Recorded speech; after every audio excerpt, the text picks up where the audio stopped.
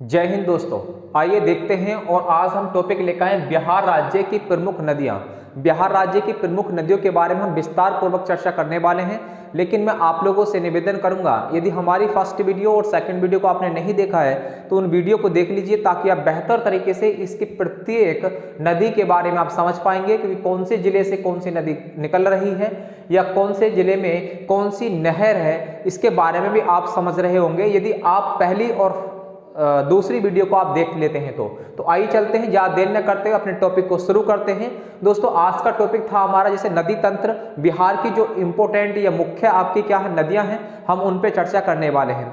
तो हम बिहार की अगर हम देखते हैं बात यहाँ से, तो गंगा नदी, कौन सी नदी? गंगा नदी बिहार को दो भागों में बांटती है। एक तो होता आपका उत्तरी बिहार और एक होता दक्षिणी बिहार। अगर हम आपसे बात कर रहे हैं यहाँ पर कि बिहार को कितने भागों में बांट रही है, तो एक गंगा नदी जो है बिहार को दो भागों में विभाजित करती है या बांटती है। एक तो हो गया उत्तरी बिहार और दूसरे की अगर हम बात करते हैं तो दूसरा पॉइंट अगर आपका मिल जाएगा यहाँ से दक्षिणी बिहार। कौन सा बिहार? दक्षिणी बिहार। तो गंगा नदी बिहार को दो भागों में बांट देती है। ऊपरी अगर हिस्से की हम बात करते हैं तो ये उत्तरी बिहार कहा जाता है, और नीचे वाले की बात करते हैं तो दक्षिणी बिहार हो जाएगा। कौन सा? दक्षिणी बिहार। तो हम गंगा जो नदियां हैं, इन नदियों को भी हम किस भागों में बांटेंगे? दो भागों में। दो भाग कौन कौन सी? एक तो हम कहेंगे हिमालयन नदियां, एक तो हमारा पॉइंट हो जाएगा यहाँ से कौन सा? हिमालयन नदियां। और दूसरे की हम बात करते हैं तो हिमालयन नदियां का मतलब यह हुआ कि उत्तरी बिहार में बहने वाली नदियां, और दूसरे पॉइंट की अगर हम बात करते हैं तो यहाँ हो जाएगा दक्षिणी या प्रायद्वीपीय कह सकते हैं आप लोग इसको, प्रायद्वीपीय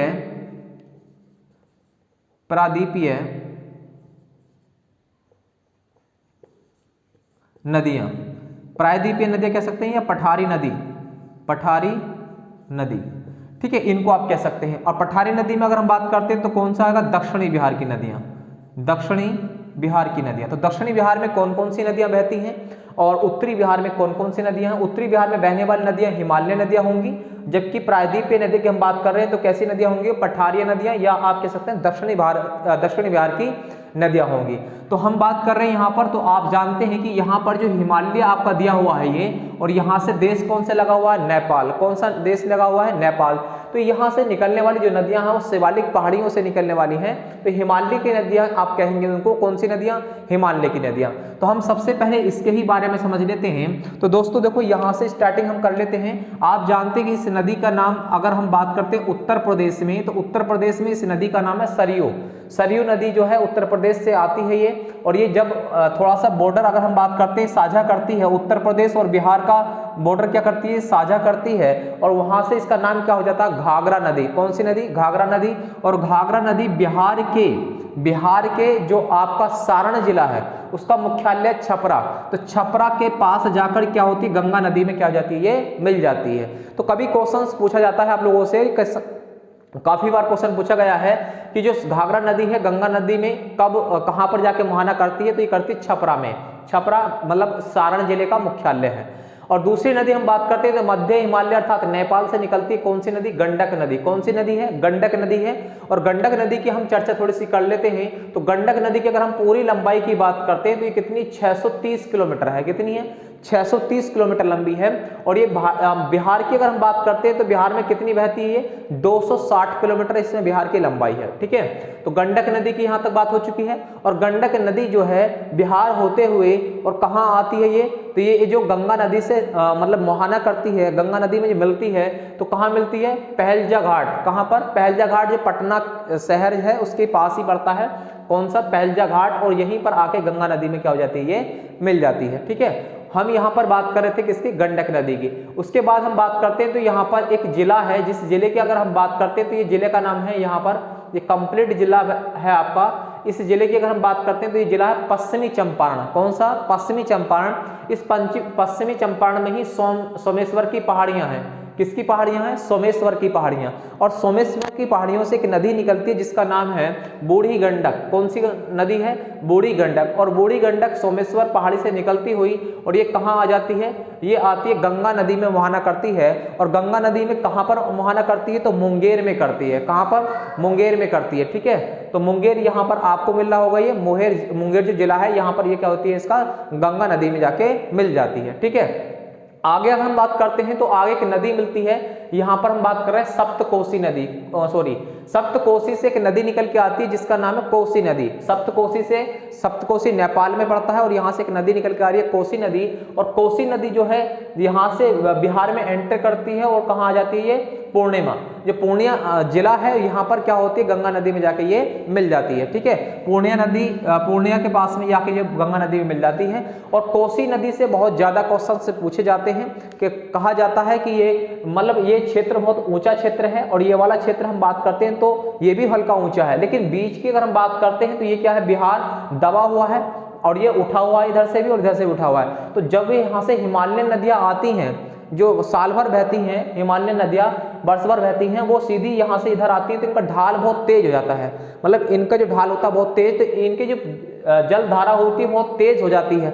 इसलिए कोसी नदी की हम बात करते हैं तो कोसी नदी एकमात्र ऐसी नदी है जो सबसे ज्यादा बिहार के अंदर क्या लाती है? बाढ़ लाती है। और बाढ़ लाने के ही बात हम करते हैं तो ये बाढ़ आने से इस पूरे बिहार के इस क्षेत्र में क्या हो जाती है? तबाही आती है, जिसे हम कहते हैं यहाँ पर इसको एक तरीके से कह सकते हैं कोसी नदी। कोसी नदी मतलब बिहार का शोक, क्या कहेंगे इसको? बिहार का शोक कह सकते हैं। ये बिहार की आप कह सकते हैं इसको कि धोखा देने वाली नदी। मतलब धोखा देने का मतलब ये है कि मार्ग को बदलती रहती है, मार्ग को बदलती रहती है, इसलिए कोसी नदी को शोक नदी, धोखा देने वाली नदी या प्रलय नदी के कई सारे नाम से इसको जाना जाता है। तो कोसी नदी आप ये जानते होंगे। लेकिन हम बात कर रहे हैं एक कमला नदी, यहाँ से ये भी जो कमला नदी है ये आपके कहाँ से आती है? ये भी आपके बिहार से ही आती है। कहाँ से? बिहार से आती है, नेपाल से। नेपाल मतलब हिमालयन पहाड़ी से ही आती है। ये कमला नदी जो है किसमें मिल जाती है? आपके कोसी नदी में ही मिल जाती है। और एक नदी मिलती है, कौन सी? आपकी बागमती नदी। कौन सी? बागमती नदी। और ये कहाँ से आती है? ये नेपाल के मतलब बागद्वार से, नेपाल के कहाँ से आती है? बागद्वार पहाड़ी से आती है। और यहीं पर हम बात करते हैं तो इसके ही किनारे, इस नदी किनारे कौन सा मंदिर है? पशु मंदिर। जो नेपाल का प्रसिद्ध मंदिर है पशुपति मंदिर, वो इसी नदी के किनारे है। कौन सी नदी के? बागमती नदी के किनारे है। तो ये भी कहाँ मिल जाती है? कोसी नदी में आके मिल जाती है। तो ये कोसी नदी आके कहाँ मिलती है? पूर्णिया जिला से गंगा में जाके संगम हो जाता है इसका। तो इतनी बात आपको समझ में आई होगी कि ऊपर से अगर हम बात कर रहे हैं, एक नदी आपको मिलती है दार्जिलिंग पहाड़ी से निकलती है पश्चिम बंगाल से, और ये बिहार का बॉर्डर साझे करते हुए गंगा नदी में आके मिल जाती है। गंगा नदी में कहाँ मिलती है? कटिहार जिले में। किसमें? कटिहार जिले में मिलती है। और हम बात कर रहे होंगे इसमें कटिहार जिले की, तो आपसे कहा जाता है कि हिमालयन नदी जो गंगा में सबसे पूर्वी हिमालय नदी कौन सी है जो गंगा में मिलती है? तो वो है आपकी महानंदा। सबसे पूर्वी नदी है ये जो कि हिमालय नदी है और गंगा में आके मिलती है ये। इसके बाद कोई हिमालय नदी नहीं है जो कि गंगा में आके मिलती है। तो ठीक है, आपका महानंदा नदी कहाँ से आती है? हिमालय दार्जिलिंग पहाड़ी से आती है। और कहाँ मिल जाती है? ये गंगा नदी मिलती है कटिहार जिले में। गंगा नदी की अगर हम लंबाई की बात करते हैं तो बिहार के अंदर कितनी? 445 बिहार के अंदर किलोमीटर इसकी क्या है? लंबाई है गंगा नदी की। ओवरऑल गंगा की लंबाई तो आप जानते हैं 2525 किलोमीटर है। तो यहाँ पर बिहार की हम बात कर रहे हैं तो बिहार में आपकी ये हो जाएगी। ठीक है, आगे इसी तरीके से हम बात करते हैं तो यहाँ से आपकी जो पठारीय भाग से या हम कह सकते हैं प्रायद्वीपीय जो नदियां हैं, प्रायद्वीपीय जो नदियां हैं वहां से कौन कौन सी नदियां निकलती है? देखो एक नदी यहाँ से निकलती है कर्मनासा नदी। कौन सी नदी? कर्मनासा नदी। कर्मनासा की अगर हम बात करते हैं तो कर्मनासा जो नदी है वो कहाँ से निकलती है आपकी? तो यहाँ विंध्याचल पर्वत है मध्य प्रदेश में, तो वहीं से निकलती है आपकी कौन सी? कर्मनासा नदी निकलती है। ठीक है, और कहाँ पर जाके मिलती है? तो चौसा। कहाँ पर मिल रही है? चौसा। गंगा नदी में कहाँ पर स्थान पर मिलेगी? संगम कहाँ है इसका? तो चौसा में जाके है। चौसा मतलब बक्सर का एक शहर है चौसा, और यहीं पर आप जानते हैं चौसा का एक युद्ध बहुत प्रसिद्ध है। कौन कौन सा? हुमायूं के बीच में और किसके? शेरशाह सूरी के बीच में युद्ध हुआ था। हम जब इतिहास पढ़ रहे होंगे, हिस्ट्री को पढ़ रहे होंगे, तब हम इसको कवर करेंगे और आपको बेहतर तरीके से समझाने की हम कोशिश भी करेंगे। जब यहाँ पर चौसा का युद्ध होता है तो कौन हारता है? हुमायूं हारता है। ठीक है, तो इसकी हम चर्चा कर रहे होंगे, लेकिन फिलहाल आप इतना ध्यान रखेंगे इसमें।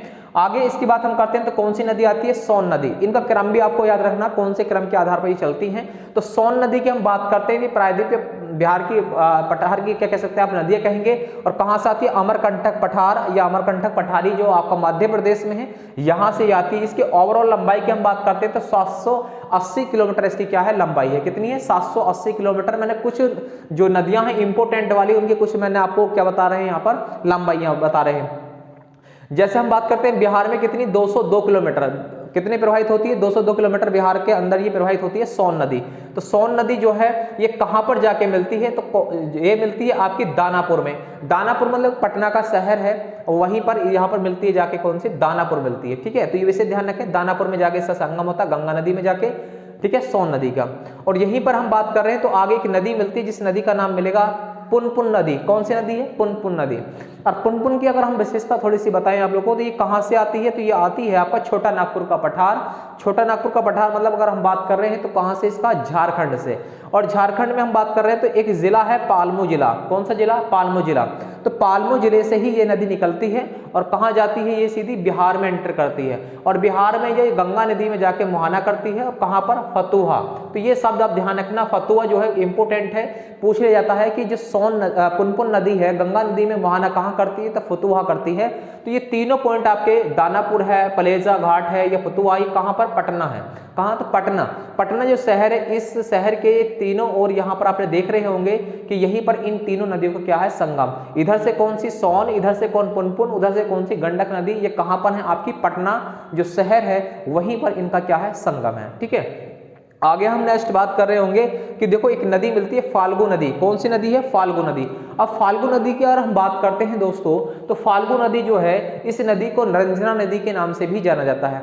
इसकी क्योंकि इसकी मूल जो धारा है वो कौन सी, निरंजना नदी है। इसीलिए आप जानते हैं कि फाल्गु नदी या निरंजना नदी प्रसिद्ध है, क्योंकि गौतम बुद्ध जी को जो ज्ञान की प्राप्ति हुई थी वो इस नदी के किनारे हुई थी, फाल्गु नदी के किनारे। अर्थात कभी कभी निरंजना नदी भी आपको देता है वो।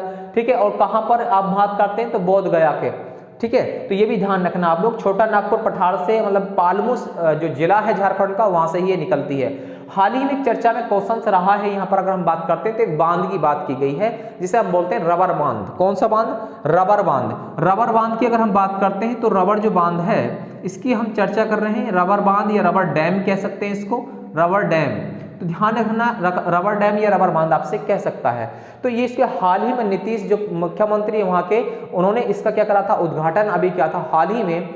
तो रबर बांध का ये कहां पर है, फाल्गु नदी पर है। और कौन से शहर में, तो ये है गया जो जिला है वहां पर, इसलिए इसको गयाजी बांध भी बोलते हैं। क्या बोलते हैं इसको, गयाजी बांध कहते हैं। ठीक है, तो कहां पर जिले में, गया जिले में है। तो ये विषय ध्यान रखें आप लोग। उसके बाद आता है क्यूल नदी। कौन सी नदी है, क्यूल नदी। तो क्यूल नदी की अगर हम तुम्हें आप बात बताएं तो इसका जो उद्गम स्थान है वो हजारीबाग पठार से है। हजारीबाग पठार कहां पर है, तो झारखंड का एक जिला है हजारीबाग, वहीं से इसका क्या होता है, उद्गम स्थान होता है। मतलब वहां से क्या होती है, ये उद्गम होती है और जाके ये बिहार में एंटर करती है। और कहाँ जाके मिल जाती है, तो ये मिल जाती है आपका गंगा नदी में। और गंगा नदी में किस जिले में मुहाना बनाती है, तो लखीसराय। कौन सा जिला है, लखीसराय। बिहार का एक जिला है लखीसराय, वहां पर इसका संगम होता है। ठीक है, कई सारी आपकी और छोटी मोटी नदियां हैं, लेकिन मैंने जो इंपोर्टेंट नदियां हैं पेपर में अब तक पूछी गई नदियां हैं, मैं उनके बारे में आपको कुछ महत्वपूर्ण जानकारी आपको देने की प्रयास किया है। मैं उम्मीद करूंगा कि आपको ये वीडियो समझ में आई होगी। यदि समझ में आई तो अपने दोस्तों के साथ एक बार वीडियो को शेयर भी कर दीजिए, ताकि मैं बेहतर से बेहतर वीडियो लेकर आऊं और आपको नई नई इन्फॉर्मेशन या जानकारी देने का मैं प्रयास करता रहूं। कुछ नदियों के बारे में तो हमने यहाँ पर समझ लिया है, एक क्रम आपको ध्यान रखना है। देखो क्रम याद करना बड़ा आसान है। आप ऊपर से अगर देखेंगे कि हिमालय नदियों की अगर हम बात कर रहे हैं या हम उत्तरी बिहार की बात कर रहे हैं, तो कौन सी नदी, सरयू नदी, गंडक नदी, बूढ़ी गंडक नदी, उसके बाद बागमती, उसके बाद कमला, उसके बाद कोसी, उसके बाद महानंदा। तो एक क्रम आपको याद रखना कि पश्चिम से पूरब की ओर नदियों का क्रम क्या होगा। ठीक है, पूरब से पश्चिम की ओर पूछ सकता है, तो ये क्रम आप ध्यान रखना। जबकि हम प्रायद्वीपीय बात कर सकते हैं, ये दक्षिण बिहार की बात कर रहे हैं, तो इनमें भी क्रम याद रख लेना है। करमनासा के बाद आप देखेंगे यहाँ पर सोन नदी, सोन नदी के बाद हम बात करते हैं तो यहाँ पर कौन सी नदी मिलेगी, पुनपुन नदी, पुनपुन के बाद आपकी कौन सी मिलेगी, फाल्गु नदी, फाल्गु के बाद क्यूल नदी। तो एक क्रम थोड़ा सा आपको याद रहेगा, कर्मनासा, सोन, पुनपुन, फाल्गु और क्यूल नदी। तो इस तरीके से आपको क्रम अच्छी तरीके से याद रहेगा। तो आपसे चाहे इधर से क्वेश्चन पूछे, चाहे इधर के क्रम से पूछे, चाहे आप प्रायद्वीपीय बिहार की बात करें या उत्तरी बिहार की बात करें, तो आप अच्छी तरीके से क्वेश्चंस को एकदम बढ़िया तरीके से उसका आंसर दे पाएंगे। ठीक है, मेरी बात को आप समझ पाए होंगे। आइए चलते हैं कुछ प्रमुख झीलों के बारे में बात कर लेते हैं। वैसे झीलें भी बहुत सारी हैं, लेकिन प्रमुख जो पेपर में अब तक पूछी गई हैं उनके लिए हम आपको जानकारी दे रहे हैं। जैसे भी एग्जाम आपके आ रहे हैं, एसएससी जीडी का एग्जाम आ रहा है, जैसे एसएससी सीजीएल का एग्जाम आ रहा है, या बीपीएससी का एग्जाम, कई सारे जो एग्जाम हैं हर स्टेट के लिए मैं समझता हूं कि इंपोर्टेंट क्वेश्चंस बन जाएंगे आपको, और सेंट्रल गवर्नमेंट की जो भी जॉब है उनके लिए तो बहुत ही बेहतर आपको क्वेश्चंस ये मिलने वाला है। तो त्रिवेणी नहर की अगर हम बात करते हैं तो किस राज्य में है, तो राज्य तो आपका क्या हो जाएगा, बिहार हो जाएगा। लेकिन कभी कभी अगर हम बात कर रहे हैं कि अगर बिहार की हम बात कर रहे हैं, बीपीएससी में अगर पूछ रहा है तो वहां पर आपसे राज्य नहीं पूछेगा, वहां पर क्या पूछेगा, जिला पूछेगा। तो त्रिवेणी नहर की अगर हम बात करते हैं तो ये किस नदी पर है, गंडक नदी पर है। किस नदी पर है, गंडक नदी पर है। और गंडक नदी पर कहां पर है, तो मैंने अभी आपको जिला बताया था, पश्चिमी चंपारण। कौन सा जिला, पश्चिमी चंपारण। अब चंपारण की आप जानते हैं बात, तो चंपारण में आप जानते हैं कि गांधी जी का एक आंदोलन हुआ था, और कौन सा था, चंपारण आंदोलन। चंपारण आंदोलन कब हुआ था, 1917 में। कब हुआ था, 1917 में। और आप जानते गठिया मतलब 3/20 है, 3 गठिया जो पद्धति थी, उस पद्धति को क्या करा था इन्होंने, समाप्त करा था। मतलब इसमें क्या था कि 20 गट्ठे अगर कोई जमीन थी तो उसमें से 3 गट्ठे पर क्या उगाना होता था, नील उगाना होता था। तो चंपारण जो आंदोलन हुआ था 1917 में, गांधी जी ने वो यहीं पर किया था, पश्चिमी चंपारण में। कहां पर, पश्चिमी चंपारण में। और पश्चिमी चंपारण से ही प्रवेश करती है कौन सी नदी बिहार के अंदर, तो करती है आपकी गंडक नदी। कौन सी, गंडक नदी। इस गंडक नदी पर ही हम बात करते हैं तो त्रिवेणी नहर बनाई गई है। कौन सी नहर, त्रिवेणी नहर बनाई गई। तो ये विशेष ध्यान रखना, इस गंडक नदी पर ही बनी हुई है त्रिवेणी नहर, चंपारण की सिंचाई करने के लिए। ठीक है, एक नदी आपको पता है यहाँ पर कौन सी नहर है आपकी, सारण नहर। तो सारण नहर की अगर मैं बात करता हूँ तो ये भी किस पर बनी हुई है, गंडक नदी पर बनी हुई है। गंडक नदी पर कहां पर बनी हुई, तो एक जिला मिलेगा आपको, कौन सा, सारण जिला। ठीक है, तो सारण जिला आपको मिलेगा। थोड़ा सा ये एरिया जो पूरा है ये सारण जिले का है। तो इस एरिया की हम बात करते हैं तो इस एरिया में ही कौन सी नहर मिलेगी आपको, सारण नहर मिलेगी, और गंडक नदी पर ये बनाई गई है परियोजना। ठीक है, उसके बाद हम बात करते हैं नेक्स्ट कौन सा है, रजपुरा। कौन सा, रजपुरा। रजपुरा नहर जो है किस पर बनी हुई है, कोसी नदी पर बनी हुई है। किस पर, कोसी नदी पर। और कोसी नदी की अगर हम बात कर रहे थे, ये कोसी नदी आती है आपके सप्त से कोसी, और यहाँ पर एक जिला मिलेगा आपको, जिस जिले का नाम है सहरसा जिला। कौन सा जिला, सहरसा जिला। तो सहरसा जिला में कौन सी नहर है, ये भी पूछ सकता है, तो रजपुरा नहर है। कौन सी, रजपुरा। तो विशेष ध्यान रखें, रजपुरा नहर आपकी सहरसा जिले में है, कोसी नदी पर है, और रजपुरा नहर की बात हम कर रहे हैं। ठीक है, आगे की नहर मिलेगी आपको कमला नहर के नाम से। कमला नहर की अगर हम बात करें तो कमला नदी आपकी यहाँ पर दे रखी है, और इसी से एक नदी बनाई गई है जिस नदी का नाम है कमला नहर। और कमला नहर हम बात कर रहे हैं तो ये जो कमला नदी पर है, और यहाँ बात करते हैं तो एक दरभंगा और एक आपका समस्तीपुर जिला मिलता है। यहाँ पर एक दो जिले हैं आपके, एक दरभंगा यहाँ पर, और एक इसके नीचे जस्ट दे रखा समस्तीपुर। कौन सा, समस्तीपुर जिला। तो इन दोनों में ही ये नदी नहर जो है आपकी प्रवाहित होती है और सिंचाई के लिए काम आती है। आपकी उससे नेक्स्ट बात करते हैं तो तिरहुत नहर। कौन सी नहर, तिरहुत। तिरहुत नहर की हम बात करते हैं तो ये भी कहां पे, पश्चिमी चंपारण का जो क्षेत्र है ये वाला, इस क्षेत्र में ही आपकी कौन सी नहर मिलती है, आपकी तिरहुत नहर है। और ये किस पर बनाई गई है, तो ये बनाई गई है आपकी गंडक नदी पर। किस पर बनाई गई है, गंडक नदी पर ही ये आपकी कौन सी नदी है, गंडक नदी पर है आपकी तिरहुत नहर। एक मिलेगी आपकी तेहूर नहर। कौन सी नहर, तेहूर। और तेहूर नहर भी किस पर है, तो आपकी गंडक नदी पर है। किस पर, गंडक नदी पर। तो मैंने कुछ इंपोर्टेंट आपकी नहरों के बारे में चर्चा करी, कुछ मैंने महत्वपूर्ण जितनी भी आपकी बिहार की जो नदियां थी उन पर मैंने चर्चा करने का प्रयास करा है। मैं उम्मीद करूंगा कि आपको ये वीडियो बेहतर तरीके से समझ में आया होगा। यदि समझ में आए तो वीडियो को एक बार आप लोग लाइक कर दीजिए, कमेंट्स बॉक्स में रिप्लाई जरूर भेजें कि आपको ये वीडियो कैसा लगा है। हम लाते रहेंगे प्रत्येक स्टेट की जानकारी, हम आपको दिलाएंगे प्रत्येक स्टेट पर, प्रत्येक राज्य के बारे में हम पढ़ाएंगे आपको।